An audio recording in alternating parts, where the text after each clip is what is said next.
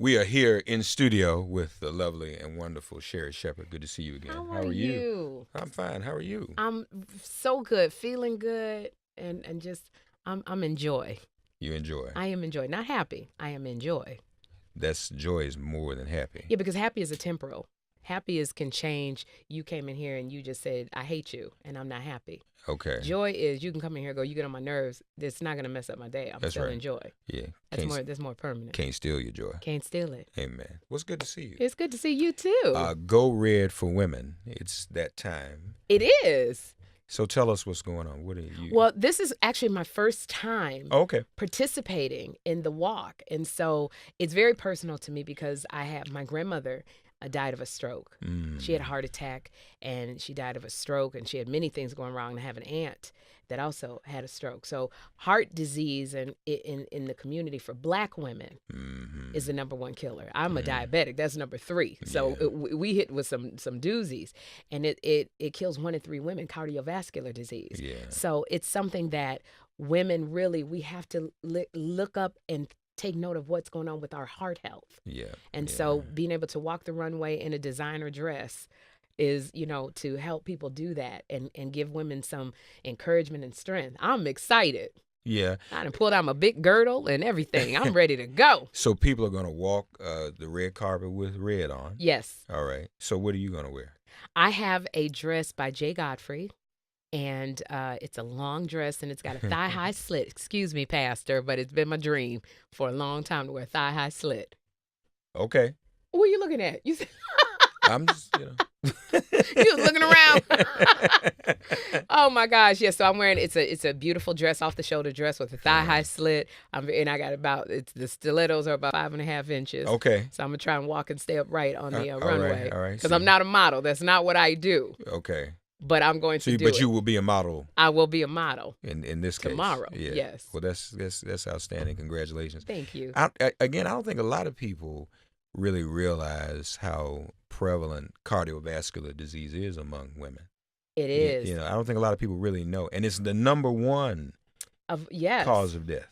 With women, and especially in the Black community. Yes, It is in the African American community, because I think a lot of people don't realize what stress does to you. And when you stress out and internalize it, and there's so much stuff going on, especially in this time now. Amen. It's so many things that you're just trying to, if you don't get a paycheck, I mean, I don't care if you're a celebrity, not have 3 paychecks come in. Yeah, that's stress. It's a lot of stress, and you have children, and a lot of us have elderly parents that we're taking care of. That's right. You heap all of that on a person. Yeah. And we stuff it down and eat the wrong foods. That's right. We got a lot of cholesterol problems. We do and comfort food. We do comfort food. Which is unhealthy. It is unhealthy, and then there's a big explosion, and that happens, and we go, what the heck? Yeah. So it is, a lot of times we don't sit and take stock of what's going on with my heart. No, it's very, very important. I'm glad you're doing this. Go red for women, folks. What else are you up to? What else are you doing these days? Oh, my goodness. Well, I'm excited. I'm hitting, I think, my 340-day mark, no sugar. So I've lost 35 pounds. No sugar at all? No sugar at all. No sugar at all. When I say no sugar, I mean no sugar. And I have. So is that? Are you trying to reach a certain goal, or are you trying to just eliminate it altogether? I was trying to eliminate it. Even fruit. I'll go back to fruit after a year, because I'm trying to figure out my triggers. Because I am one of those people. I zone out on food when things get overwhelming.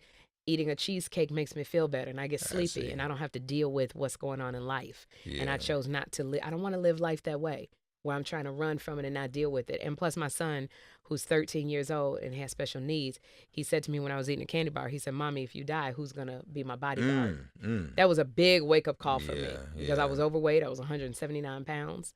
And you look great. Thank you so much. I lost about almost 32 pounds.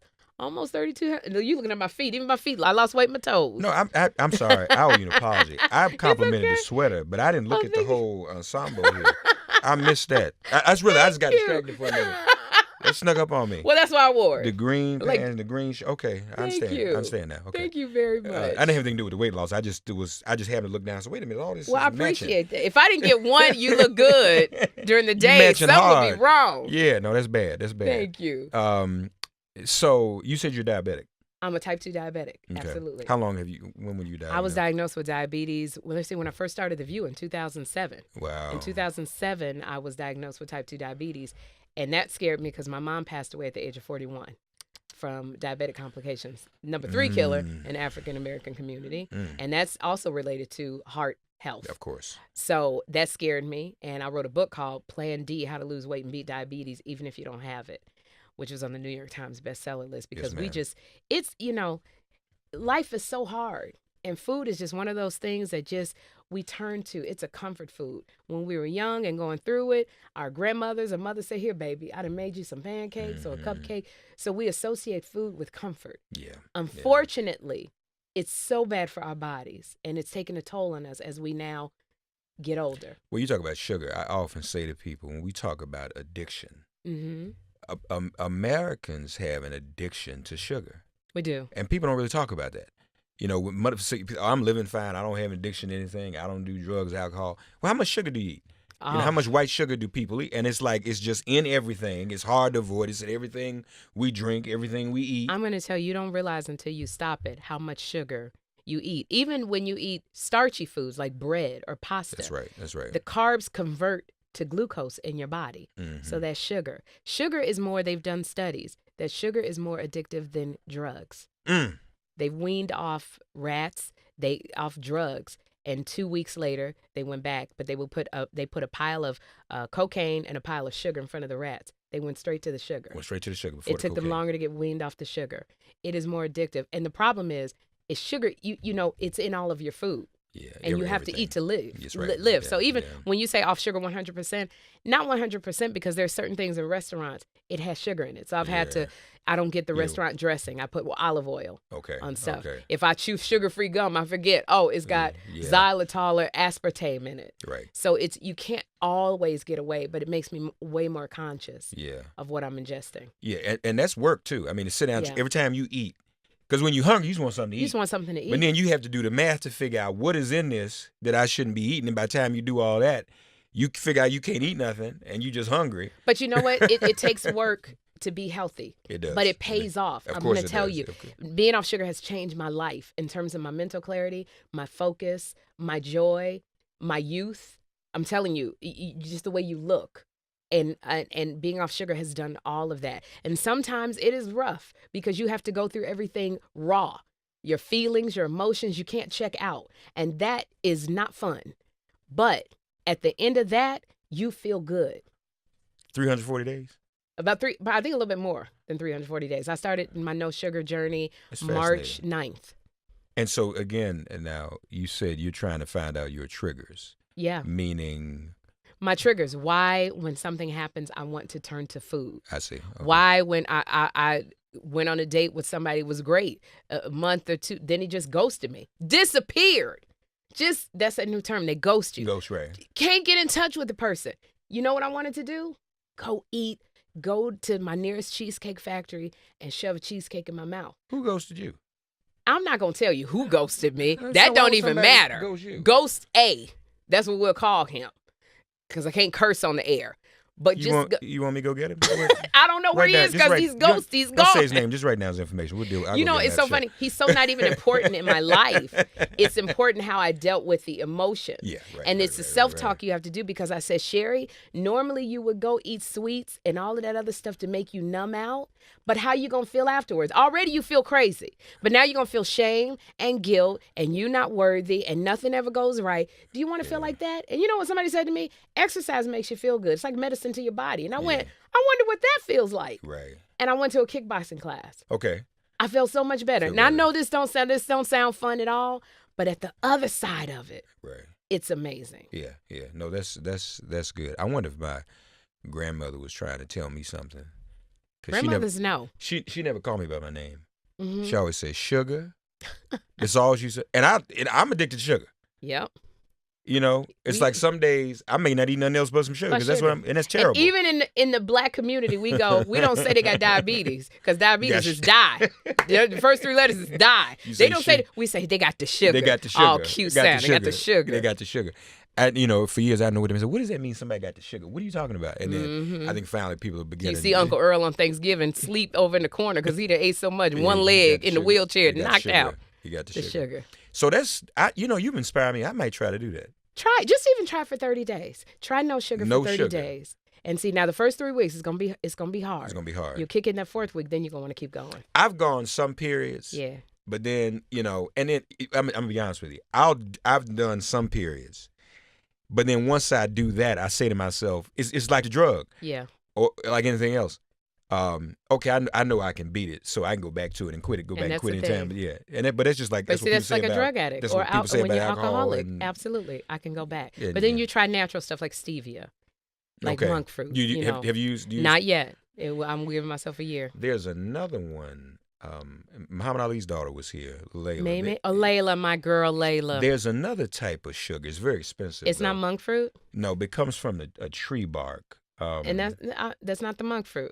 I don't think it was another name. I don't know if it's the same thing or not. Okay. Look that up for me, Andrew. It comes from a tree bark, but you can get it on Amazon. But she was saying how she's been using that. And you use it. It raises your blood sugar very slowly. Okay. So it's not agave. That's not good. Yeah, I don't think so. But once you say it, it comes from a tree bark. You said stevia already, right? Stevia, and I said monk fruit. I also said monk fruit. It's not stevia. Now, how's your diabetes now? I'm back to pre-diabetic levels. Really? But here's the thing. Okay. Like when you say I can go back, if I go back to the way I used to eat, I will become diabetic again. Like that. So I don't tell people I'm not diabetic. As far as I'm concerned, it's like when you're an alcoholic. You never say I'm not alcoholic anymore. Mm-hmm. I am always diabetic because diabetes saved my life because it makes me look at the food that I eat. I see. Being off sugar is even more. Xylitol. That's what she talked about. Yeah. Have you ever used that? I have not used that yet. Okay. But I know in Layla she'll introduce it to me. Yeah. I'm inspired. I want to get on your. I'm just saying it. I'm telling people. Monique said something. The comedian Monique that I'll never forget. She said, "You're willing to die for the people that you love. Are you willing to live for the people that you love?" That's very important. I never forgot her. Well, I feel the same way. She looks amazing. I was talking to a fellow single parent the other day, and we were talking about our kids. Yeah. And what would happen? If like you your were son not there. said, my son's 16. He needs you. Yeah, what would happen? You have a young black man. Yeah. He needs your guidance. And there's some stuff, and I tell people who have children, there's a way that you rub their backs at night when they're going through something that only you can do, a comfort that only you can bring. Not auntie, not grandmother, not the neighbor, you. And if you are gone, who's going to teach your daughter how to act around men, how to value herself? Who's going to teach your young men how to handle themselves when life hits them in the ass? Yeah. You. And when you're not here and you're part of their destiny. They're your legacy. Yeah. And if you're not here, my mother left me in my 20s and I had to make it on my own and it was rough. Life hit me in the head a lot of times because she wasn't here. And I wish that hadn't happened and she would have cared about us instead of that candy and da-da-da-da. But, it is what it is. She didn't know. We know stuff we know now. You don't, but we do now. Yeah. A lot of stuff we used to do, folks, all that cooking and stuff. Your children's destiny is tied to you. Yeah. And you are tied to them. And it's important you be here. Well, speaking of needing children and passing young age, so I'm 52. Christoph was and you 52. don't look it. Let me tell you something. Bless your heart. You look like you need to be going to the club. Really? What? Yes. Please document that. Now, listen. You look like you should be going to the club. Now, watch this. I see, because my other producer now here, Brittany, she makes fun of me all the time. We went to the Women's March in D.C., and a listener comes up to take a picture with me. Right. And says, "Oh, you look a lot older in person than you do on television." So that has, ever since then, that's been the joke. That's been the joke on the show. Mark looks old in person. Mark looks old in person. Everybody's just been going crazy about it. So you do have not just vindicated me. Sherri Shepherd has vindicated me. You do not look like you 52. Bless you your look heart, like we could be going to the club. Now I can't drop it like it's hot like I used to. That snapback. Well, we could with this outfit. That's bad. We can go. I appreciate that. Thank you. Oh, and I forgot I'll be hosting Wendy Williams this Monday and Tuesday. Yeah, right. Wait, no, I want to talk to you about this. Yeah. So this coming Monday and Tuesday you'll be doing that. This coming Monday and Tuesday I'll be filling in for You Wendy. excited about that? I'm very excited. Now, we want the queen back.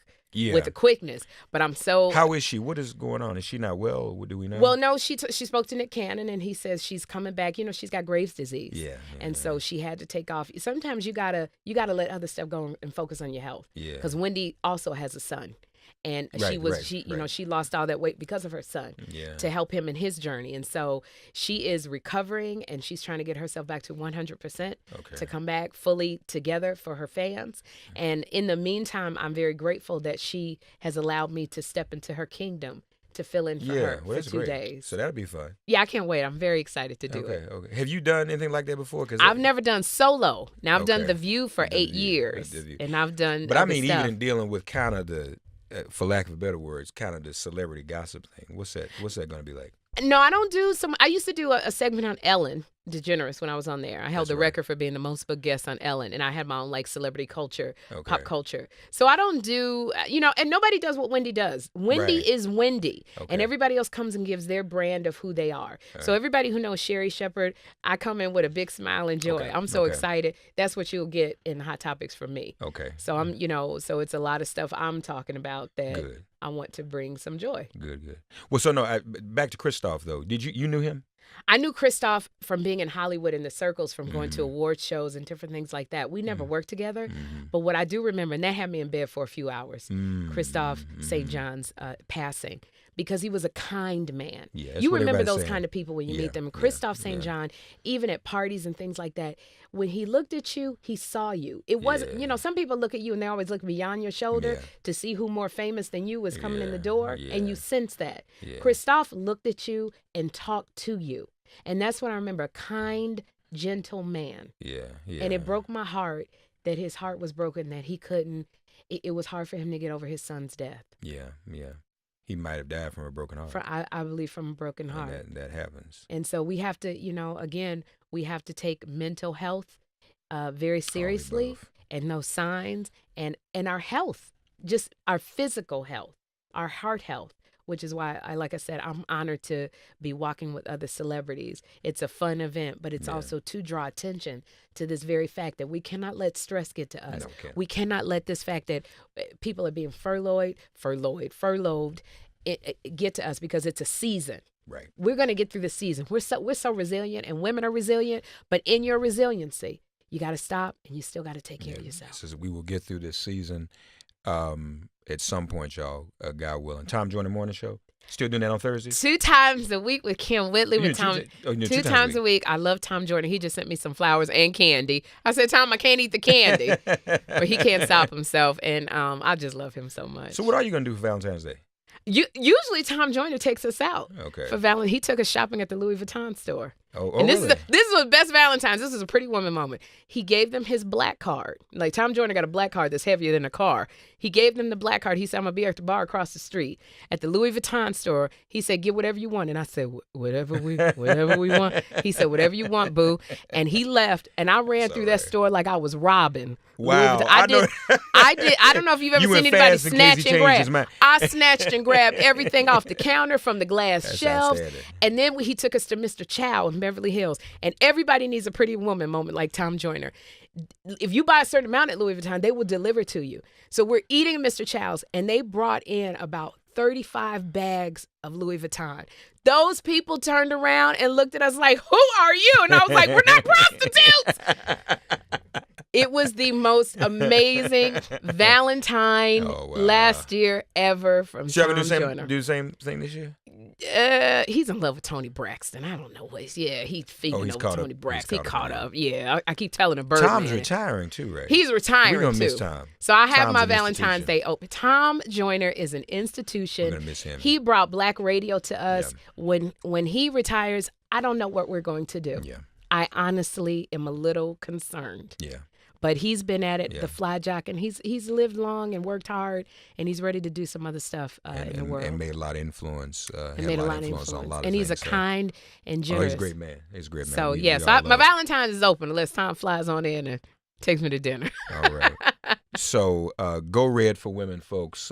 Watch Sherri Shepherd on the red carpet with a dress made by, again, Jay Godfrey. And it's a long dress. It's a long thigh-high split. Thigh-high slit. You're not going to be able to miss me. It's a thigh-high slit on the dress. On the dress. Thigh-high? Yes, and I'm going to have this look on my face like I'm just trying to hold my belly in. Trying to hold it in and walk at the same time. Okay, so she said the dress is thigh-high again. Thigh-high. And What was the brother's name who ghosted you? So we can go deal with him. What was his name? You told me. He's a ghost, so I don't know. I don't even remember his name because you know what? So I'm still living. supposed to do that for the. I appreciate that. To, but that means he wasn't it. supposed to be there. Sarah, you gotta look true. at stuff too. He was not supposed to be there, and I'm very thankful. Yeah, get on out the way. Don't waste your time. So I can keep moving. Yeah. There you go. Sherri Shepherd, ladies and gentlemen. Love you. Wonderful. You Congrats. too. You challenged me. I'm going to try to do the sugar thing. Do it. I'm going to do that. You're going to feel so much better. And I'll let you know how I make out. Please let me know. And she said I still look like I'm in my 20s. Is that what you said? You still look like... Well, see, look at him. See that? That's people who work with me every day. See, this is the problem even with She said I look like I go to the club, huh? You look like you go to the club. We can't, like, I don't look like I'm in my 20s. I feel good. So we gotta be real about the lane we're in. You look good. Thank you. Thank you very much. So maybe I'll go 27. I love it. There we go. 27. I love you, Sherri Shepherd. And baby boy, he's good. He's 13.